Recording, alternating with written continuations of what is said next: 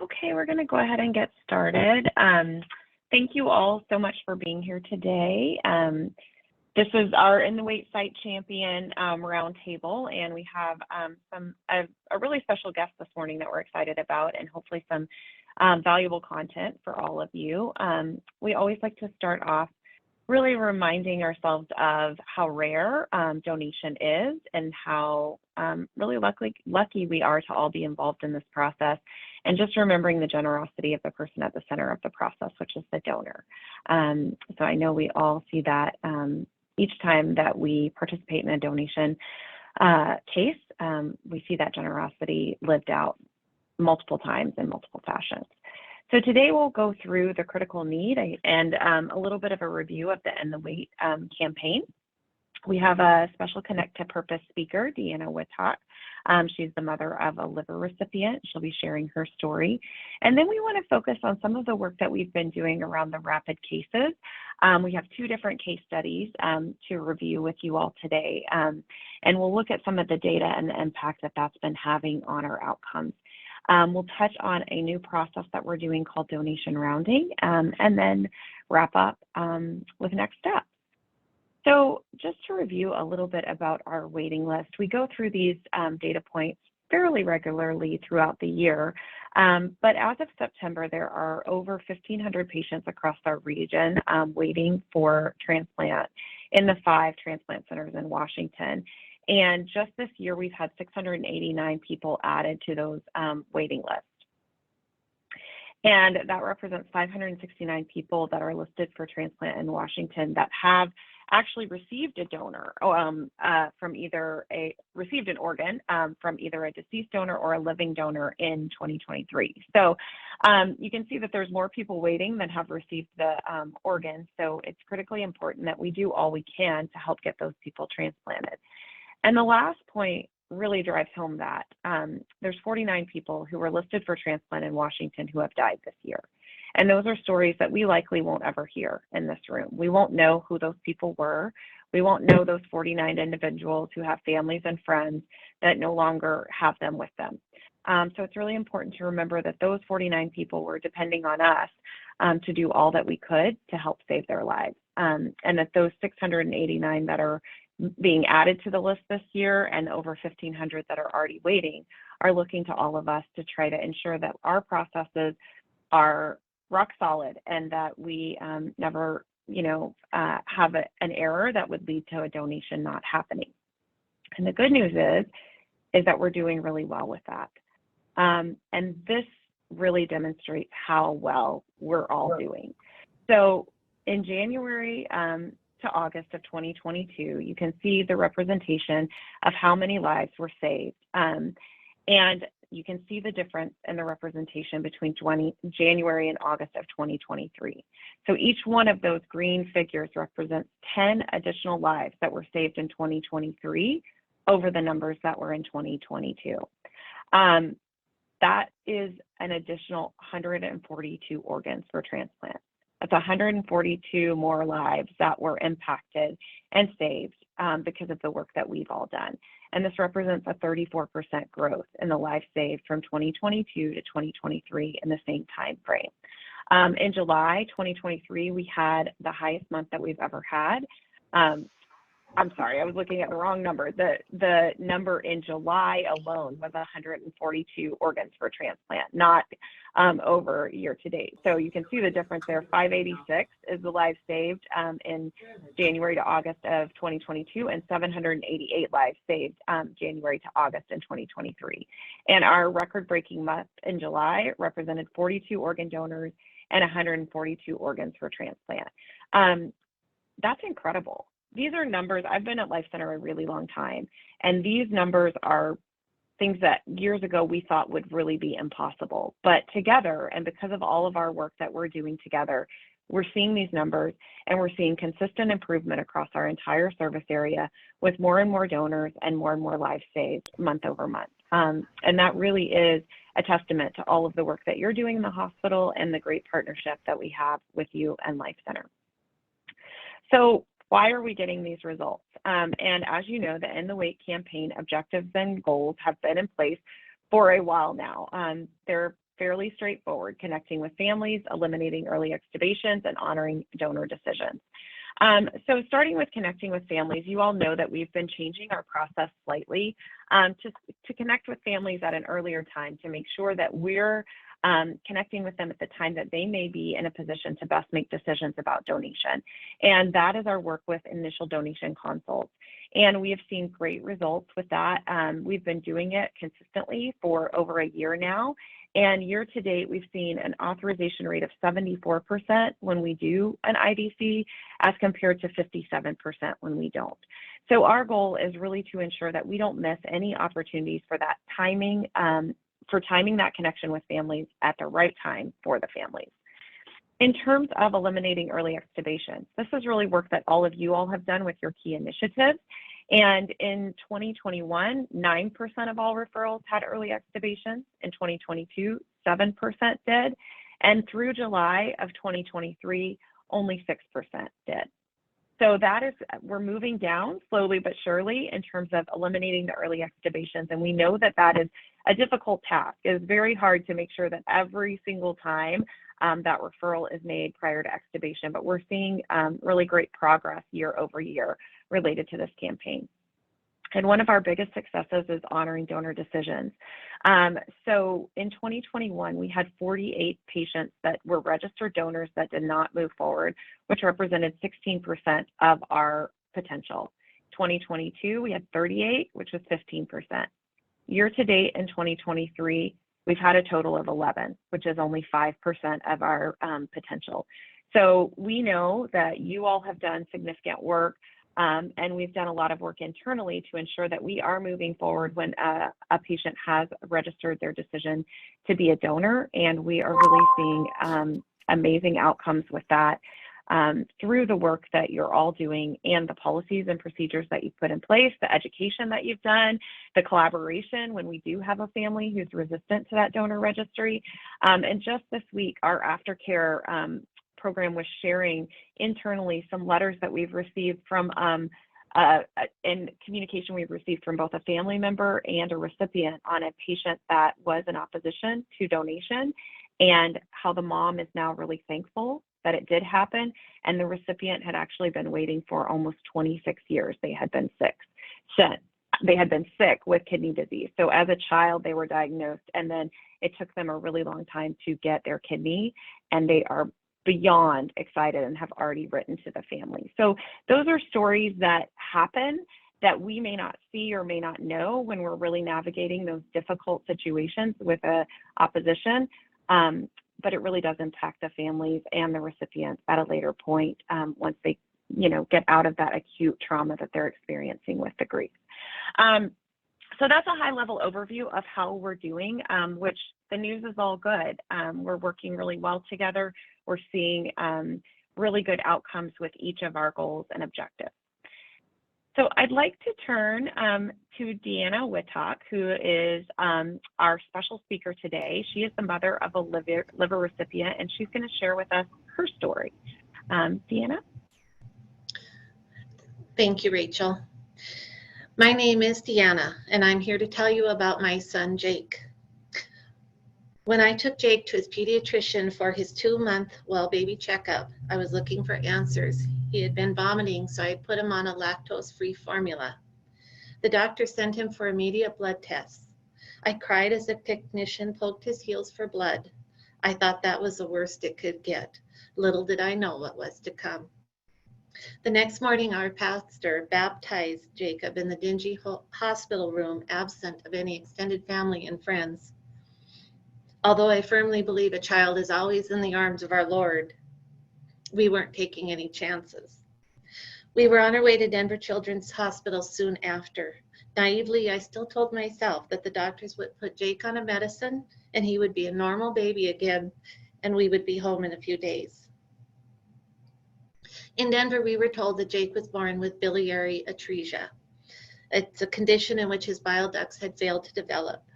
When we were told he would need immediate surgery and possibly a liver transplant in the near future, I was angry. Angry at the doctors, at the world, and at God. And I was scared of the unknown. I had never known anyone that needed a transplant before. I was shocked. This happens to other people that you read about in the paper or hear on the news. It doesn't happen to me, to my family, to my child. It's not supposed, and then you wonder why. What did I do wrong? You try to explain what happened, even though biliary atresia is unknown, the cause. You ask 1,000 questions, and yet there are no answers. We went home and kept track of everything he ate. We learned to feed him through a feeding tube in his nose, and we cried when he would pull it out, and we cried when we put it back down. We stayed away from people, as under no circumstances Jake could get a virus. We tried so hard, did everything the doctor said, and yet nothing seemed to work. I argued with the doctor. He's eating. He should be getting better. The doctor said the nutrition was passing right through him. I will never forget saying goodbye to our beautiful 3-year-old daughter, Lindsay, as she was going to stay with grandparents. My tears were flowing to match her own. My heart was breaking in two. I felt like I was losing both my kids. My world was falling apart. We left for Denver so they could feed Jake intravenously and get him ready for a transplant. His health at this time was critical. We checked into the hospital the day the World Trade Center fell. The world was a terrible place. Reality had hit me full in the face. After nearly a month in the hospital and nearly a month to go before Jake's first birthday, I told one of the many doctors that my birthday was coming up and I wanted a liver for my birthday. He told me, "I'll see what I can do." A few days later, in the middle of the night, the phone rang. They had a liver for Jake. When I saw the time, it was 12:30 a.m., the morning of my birthday. Jake was 11 months old. After the transplant and spending a week in the ICU, I saw that same doctor again. I thanked him for the birthday present. It was exactly what I asked for. He said, "Well, I have a direct line with the man upstairs." Luckily, his direct line stayed connected, as we needed many more miracles and were blessed to receive them. We spent his first birthday in the hospital surrounded by our family and the doctors and nurses that had become like family to us. Jake had many complications and many more obstacles to overcome before we were allowed to come home to our daughter and our new life. The first night we were home, I sat down with my daughter and son in my lap. I was finally able to read to my babies together. I looked at my husband and said, "This is finally the way it should be." My world was a beautiful place. We had spent 127 days in Denver Children's Hospital, 127 days that changed our lives in so many ways. Jake was a 15-month-old that hadn't grasped the ability to crawl. He had not eaten for so long except through a tube that he had to learn to eat again. We went through a myriad of physical, occupational, and speech therapy appointments. Before I knew it, our little guy was eating us out of house and home, and he still is, spraying baby powder all over the living room just because he could, driving his little silver pickup as his getaway vehicle down the driveway. It didn't work, by the way, I still caught him. Letting his sister dress him up in jewels and hair bobs. He was causing all sorts of commotions, however, lots and lots of love and laughter. We checked in with a sick little baby boy that we feared would never go home again, and we checked out with the strength that we never thought we could have, a new determination that we could go on. We had a new normal for our family, which didn't look as daunting as it had before. We had a beautiful little boy that had touched so many lives with his smiles and tears. And today, 22 years later, we have a handsome young man that looks nothing like that sick little baby that we fought so hard to save. Jake will be turning 23 on October 30th. We were told his growth may be stunted. Now, his Denver doctor, who saved his life, looks up at all 6 feet of him with pride and joy. Jake enjoys four-wheeling, camping, bike riding, reading, elk hunting, deer hunting, antelope hunting. Well, you get the idea. He works at Home Depot and is very much loved by his coworkers. When he was 17, they were wanting him to turn 18 so he could drive the forklift and other heavy equipment. He would tell them technically his liver was 34, so he didn't see the issue. He is interested in becoming an electrician. Today, his world is full of options. One woman that he works with says, "Here comes my sunshine," when he sees him come into work. She is so right. He is the sunshine in my days. He keeps us laughing, and he has shown us more smiles and miracles and given us more faith in God than we have ever had before. How can I say thank you for such a wonderful gift? The only way I know is to say, when I look into Jake's sparkling eyes and see his beautiful smile, I also see another young man smiling back at me. His name was Michael, and his mother said he had a beautiful smile. Michael's sister describes Mikey, as she calls him, as a good kid. He liked video games and cars. A couple of his favorite movies were Dumb and Dumber and Ace Ventura. He liked Jim Carrey. He liked to help people, and he was kind. He was goofy, and he had a big heart. Michael was 17 when he lost his earthly life. However, he lives on in my son, in his smile, in his laughter, his kindness, and his big heart. He will never be forgotten. And Michael lives on in my heart, and there is not a day that goes by that I don't think of him and his mother and the wonderful gift of life she gave my son. As medical staff, you are a significant part of the donor process. Without your knowledge, families would not be aware of the options available to them. Without your kindness and compassion, families would be lost in their own world of grief, anger, and the unknown. Excuse me. Please know that you do become like family to your patients, family that they depend on to survive and get through each day. Thank you for being there for these families. Thank you for being a light in the darkness. And thank you for letting me speak to you today. Thank you. Thank you, Deanna. That's an amazing story. Does anybody have questions or comments for Deanna?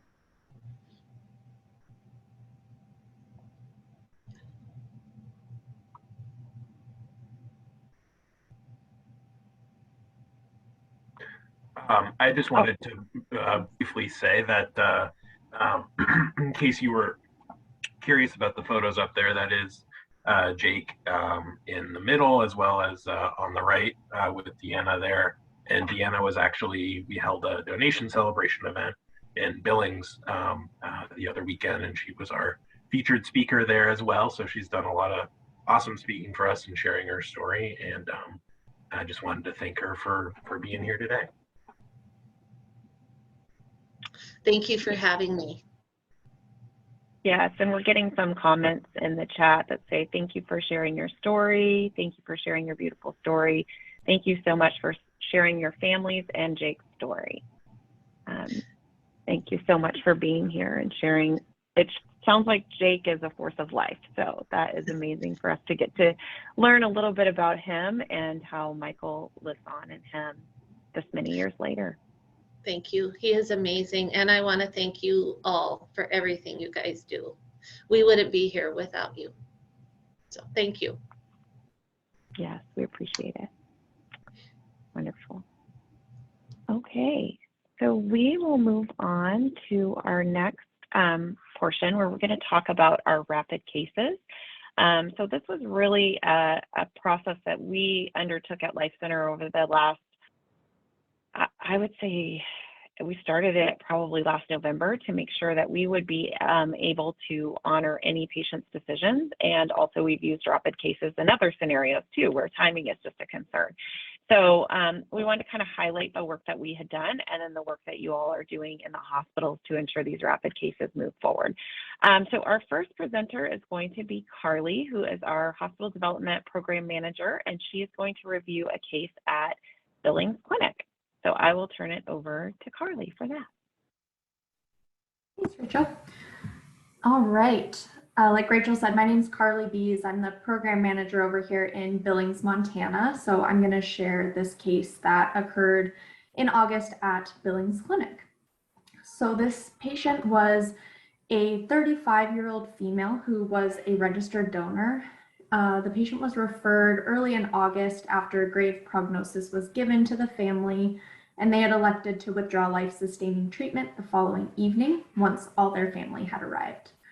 The patient was determined to have DCD potential, so LifeCenter and the healthcare team were in agreement that the family would be approached over the phone to discuss donation as their loved one was registered. So our LifeCenter family support team reached out and spoke to the family. They wanted to support their loved one's registry, but they did voice some timing concerns and that they were unsure that she would make it that long. And after further discussions, the family agreed to move forward with donation and that they would do paperwork in the morning. So LifeCenter let the healthcare team know that the family was supportive of donation and had given verbal authorization to our team, and that the rest of our team would be on site the next morning to get things started. So when our team arrived on site and huddled with the nurse the next morning, we were made aware that the family was now thinking they wanted to withdraw care immediately and no longer wanted to do donation. Our family support team was able to speak with the family again and discuss our goals to support them and also honor their loved one's registry. We plan to escalate it on our end and come back to them with some next steps. Right after completing the call with our family support team, the family actually came out and asked our team that was on site what our time frame was that we were looking at and how we might be able to make it work. They stated that they wanted to be done today and let their loved one go. We let them know that we would do our best to work on a timeline that would work for everyone, but that these things can take some time. So LifeCenter huddled with the healthcare team at that time, and they were supportive of continuing to care for the patient, and the family was willing to give us some time to look into when we could get to the OR. So LifeCenter did escalate on our end, and we determined that by moving some other activity in our service area around, we could actually go to the OR at about 19:30 Mountain Standard Time. So the family initially gave us their timing constraints around 10:30 Mountain Standard Time that same day. So we called the family and let them know that we were able to work out a time of 19:30 to withdraw life-sustaining treatment, and they were agreeable to that and supportive of donation. And I just wanted to reference, so Billings is about 820 miles from Seattle, give or take. And so we're actually the furthest east where organ donation takes place in our service area. So to be able to get to the OR in such a short time frame in our region was really quite amazing. And just that we were able to honor the family's wishes to move quicker was really pretty cool to see.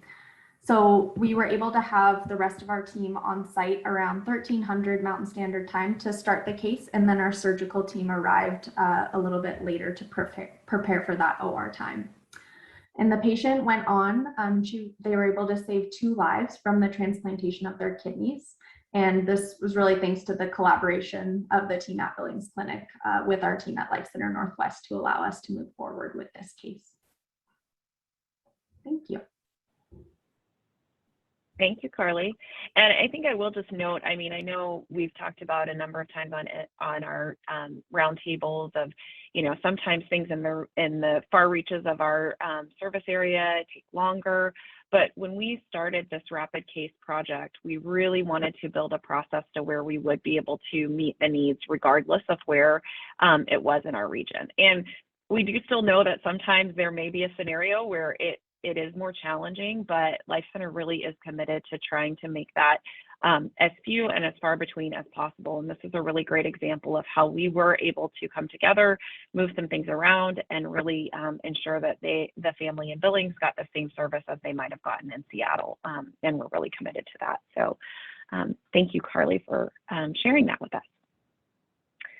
And so we have another case that we want to highlight, and this one, our program manager for Prov Everett is going to share with us, and her name is Patty. So Patty, take it away. Thank you, Rachel. Hello, everyone. As Rachel shared, I'm Patty Kehoe, Hospital Development Program Manager, and I'm going to be walking you through a rapid response case that took place at Providence Regional Medical Center, Everett. As you'll see, this case really did move very quickly from the point that the patient's family voiced opposition.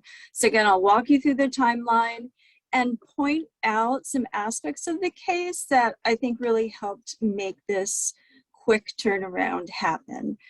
So the patient was a 56-year-old male and a registered donor. The referral call was placed by the hospital on what I'll call day 1 at 11:38. As LifeCenter subsequently determined that the patient had DCD potential, our family services team, along with the healthcare team, agreed that the best time to approach the family to discuss donation would be after the goals of care was completed with the family by the patient's doctor, Anita Zen. So the goals of care meeting took place on day 2, the very next day at 14:10. And as planned, LifeCenter then approached the family later that same day at 18:30, giving the family a bit of time to process the grave diagnosis of their loved one. And so when LifeCenter did connect with the family initially agreed donation was very important. They wanted to honor their loved one's decision to donate, but the family quickly became extremely agitated when they were told that the OR was scheduled for the next day, early afternoon, about 1 p.m. or 1300 hour. They were adamant that they did not want to wait that long and have their loved one on the ventilator, and didn't believe that they would have wanted that to happen. And so given the family's very firm stance that donation wouldn't take place if it happened the next day, LifeCenter let them know that we would look into if there was any possibility of completing the donation process sooner. So right then and there, we initiated our escalation process, bringing our team together, and as laid out by the hospital's donor registry opposition process, LifeCenter notified the charge nurse of the family opposition. Our team received very strong support from the healthcare team that they would continue donor management and, most importantly, not extubate the patient. So between 1900 hours that evening into day 2, 1 a.m., the LifeCenter team members and hospital staff worked on logistics of getting into the OR sooner. The charge nurse updated the oncoming nurse of what was happening, and the patient's donor registry. LifeCenter mobilized our medical team and established their availability. We found a new OR time of 1 a.m. and that was confirmed. And once all the logistical pieces, because there were many, once those were in place, LifeCenter was able to reconnect with the family and share the new plan with them, which they were grateful for. And so authorization was secured, and any remaining tests that needed to be done were run. Memory making with the family took place, and together we were able to make move the patient through the donation process with extubation taking place at 2:05, day 3. And although the case outcome concluded as a DCD non-arrest, I think you'd agree that it doesn't take away from the incredible generosity of the donor and the courage of the family members there that night. And given that only 6.5 hours passed from the time that the family voiced opposition to going into that new OR time of 1 a.m., I think it really, really highlights what can be accomplished when processes are in place and collaboration happens between partners. And it's not to say that this rapid of a response is going to be possible every time, because there are so many moving pieces and so many logistics that have to be worked through. But I think this case really does exemplify how, when you have some of those logistic pieces in place already, they can be used when needed. And they were definitely needed this evening. So thank you. Thank you, Patty. I think you're exactly right in terms of kind of the proactive work of Prov Everett and having their protocols and policies in place, and then the very supportive healthcare team and Dr. Sen supporting the patient.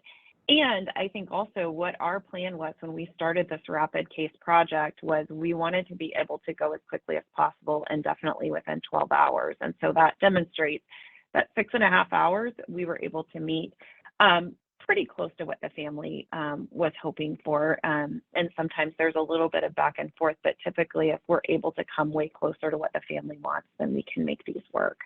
So I appreciate you sharing that case. I did want to share just some data. So as I talked about, we actually put this work in progress. We began this project probably about a year ago because we knew that we were going to be going live with the honoring donor decisions for DCDs in April of 2023. So we really wanted to ensure that there was a process in place that would not make timing an issue for any registered patient, and I would argue for any patient's family.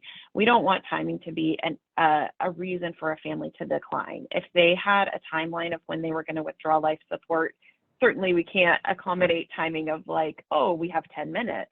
But if there's several hours or we want to go before midnight, regardless of whether that patient is registered or not, we want to try to ensure that we can meet their timing needs. So you can see that typically we've had varying degrees of timing declines over the course of the last year and a half, but you can see in April, it really has dropped and it has stayed at a low rate for a number of months now. And we really believe that's because we have a programmatic way of approaching these rapid cases and escalation that occurs internally at LifeCenter, as well as systems in place at the hospital where we can connect with the OR, or we can move things around if we can't get an OR. We can do a number of things to move these cases forward quickly. So really, we just wanted to highlight the progress that we've made on these timing declines. We think there's more progress to be made, certainly on the non-registered timing declines, and that's work that we're going to be doing and continuing to do over time. So any questions or comments around timing or things that you all have seen in your hospitals related to timing that might be useful for the whole group to hear?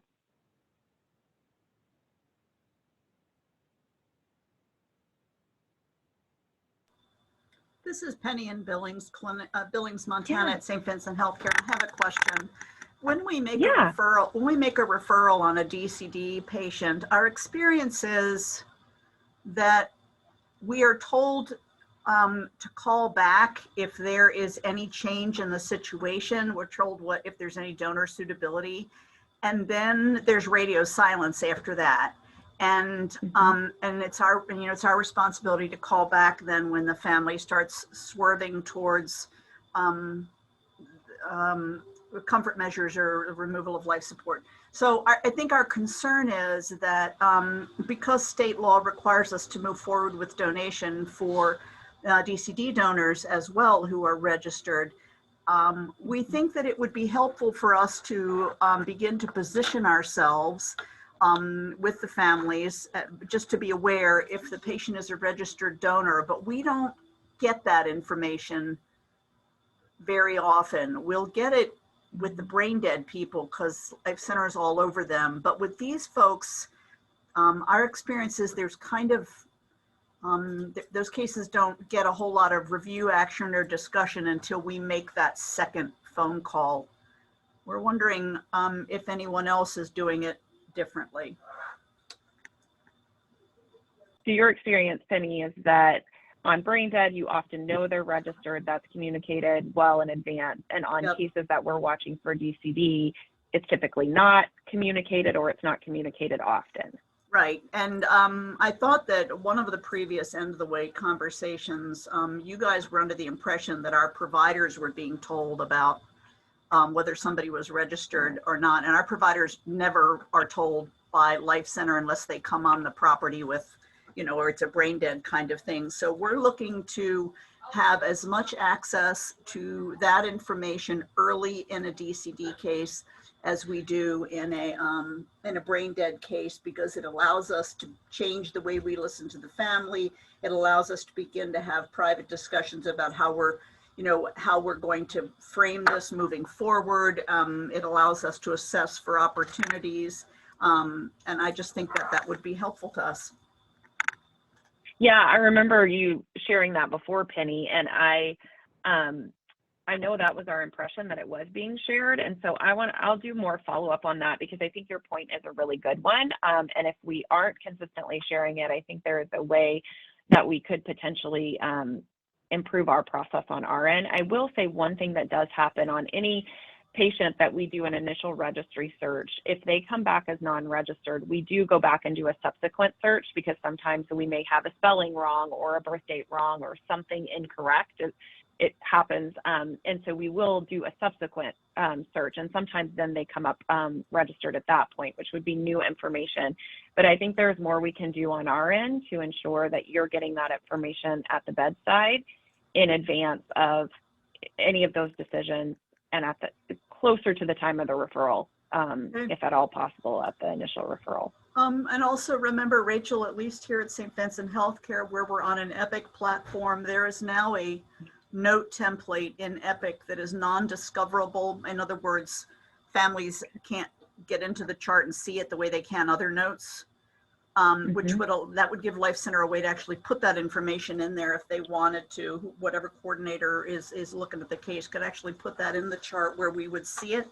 If the note, I forget what the organ donor assessment, I think, is the name of the note type, but it's set up so that it is not visible to families who have my chart access on the behalf of their loved one. That's a great suggestion. I think that's really good. The other thing that I think you know, Penny, and I'm not sure if others on the call know, but we are really moving towards a much smaller regional model. So with having staff dedicated in Billings and, you know, various different places, including smaller regions in Western Washington, we've seen the success of that in places where we do have staff that is sort of dedicated to a region. And like you said, Penny, on site, you often get more information. So we want to be on site more. We've actually done a significant investment in terms of adding additional positions to our clinical side to actually realize this regional model. So just in the last couple of months, we've added 30 different additional positions to our clinical teams. So we really anticipate that hopefully by early next year, we'll have these regional models and we'll be able to be on site much more frequently and much more quickly to sort of help address some of this. But I think in the interim, we could do more on the conversations that we're having on over the phone related to referrals. So I think great suggestions, Penny. Really appreciate it. Anyone else have thoughts or questions? Okay, I will move on to the next topic. So one of the things that we have just begun doing is something we're referring to as donation rounding. And it is not rounding like you all do in the hospitals, but we know that our teams are in your hospitals responding to referrals regularly, or our hospital development staff are also in your hospitals doing education, things like that. And we also know that part of the strategy for End the Wait is eliminating early extubations, which would include any extubated while following, and then also any missed referrals. So we want to be doing everything we can from the LifeCenter side of things to assist the hospital with ensuring that those referrals are made in a timely manner and that we don't miss any that are being extubated too early. So with the fact that our staff is on site, and then we also know, I think many of you have heard about the work that Harborview did around the specific questions that our team is asking the charge nurses each and every day that they're on site at the hospital to ensure we don't miss any referrals. So we had some success with that, and we also know, as I said before, our staff are in your hospitals regularly. So what we're trialing is actually having, if our team is on site for any reason, whether it's responding to another referral or our HD team is there doing education or having meetings, that we actually would check in with the charge and we would ask those 4 questions, 3 or 4 questions, to determine if there's any referrals that need to be made. We know that many of the hospitals have really worked hard over the last couple of years to put in a really strong process to ensure that the referrals get made. So it may just be a trigger to remind your teams to make the referrals, and a good reminding factor and collaboration to ensure that we don't miss any referrals. Or it could be something, if our clinical team is there, if they're the ones already responding, they can just check into that additional referral right then. And then you're not having to call back later or having to ensure that, oh, did we call them, or what's the status with that referral? We want to do more for you while we're on site. So if we're in the hospitals already, we want to be partnering with you and ensuring that we can increase the referrals, increase donation awareness, and then offer any real-time education that might be needed. We know that usually staff are more open to having conversations about donation when there's something that's really pertinent to them. If there's a referral that they're looking at, that is a great time to provide donation education. So we want to be available for that. So you'll be seeing us in the hospitals. Our goal is to be out in our largest hospitals doing this regularly. And we'd love any feedback that you have as this process is rolling out and we're refining it. And just let us know if it's helpful. You can share that with your HD program manager or the people that are on site doing the rounding. They would also take any feedback that you might have around how we can be more helpful to ensure those referrals are getting made in a timely manner. Any questions about that, or has anybody had any experiences with it already that you'd like to share?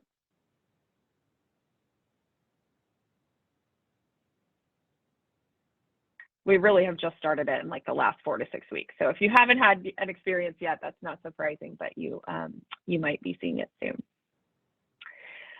So just looking forward, what to expect next. We did just send out the Q2 CMS and legal donation report. So this is the quarterly report that you all get that really shows how you're performing against the CMS standards, as well as the legal standards with honoring donor decisions. So we'd love for you all to be reviewing those on a regular basis and just comparing to the work that you're doing with key initiatives and things like that in your hospital to ensure that we're moving in the right direction around those goals. And we are appreciating continued collaboration on all of your key initiatives. As I shared at the outset of this meeting, we really are seeing results, and it's kind of slow and steady with this campaign. We haven't significantly changed the goals or the objectives because we know that those are the right ones. And we know that when we do those 3 things and we do them well, donation increases and we have better family experiences, better hospital experiences, and overall the process just goes better. So we'll be continuing to collaborate on those and sharing any additional information that we have. And we just ask that you reach out with any questions or concerns at any time. We feel like you all have been such a great representation of your facilities in leading this work forward. And so any additional feedback that you might have, we're always open to hearing that. And just a reminder, our final In the Wait Site Champion Roundtable of 2023 is in December. I can't believe we're already talking about December, but it will be here before we know it. So we will have a final one for this year on December 5th, and we'll be looking forward to seeing as many of you as can make it at that time. Any other questions or comments before we wrap up for today?